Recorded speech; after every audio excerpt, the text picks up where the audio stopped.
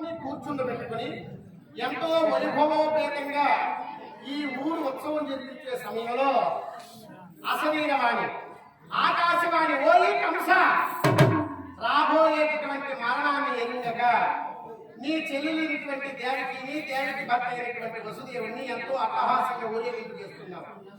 నీ చెల్లెలినటువంటి దేవకీదేవి యొక్క అష్టమి గర్భంలో పుట్టేటటువంటి దెబ్బకుని చేత నీకు ప్రాణహాని అని పలికినది. అందులో నేనేం చేశానమ్మా? వెంటనే కోపోద్రేక మానసు ఉండాలి, గురి పోసుకోపోయినావు.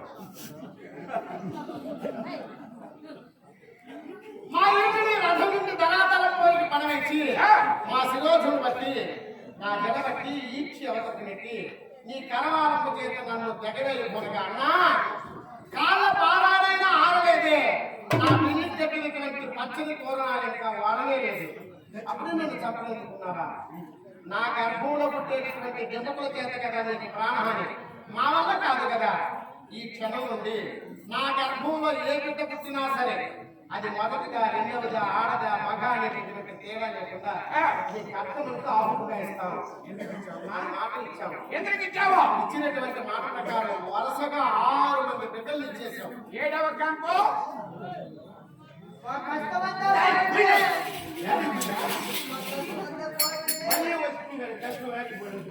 ఈ పంట కాకపోతే రేపు పంట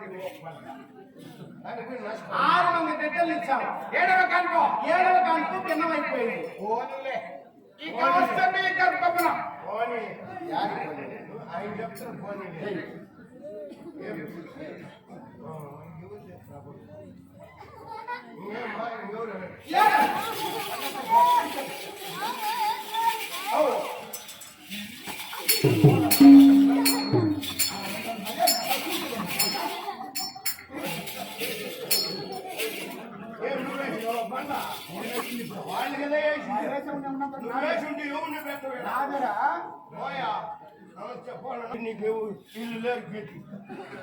మహారాజరాజశ్రీ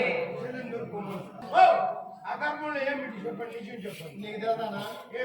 నేనేమో డెలివరీ అయ్యాను, నేను వచ్చిన్నావా మీకు దగ్గర నన్ను చూస్తేనే కాలేదా మనిషి.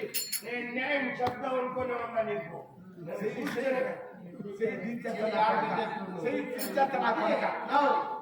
ఇంట్లో వాళ్ళు ఏం చూపిస్తే బయట వాళ్ళు కాలు చూపిస్తారా? నువ్వు చూపిస్తాను కదా, వాళ్ళంతా నా జరగొట్టుకుంటావు. మా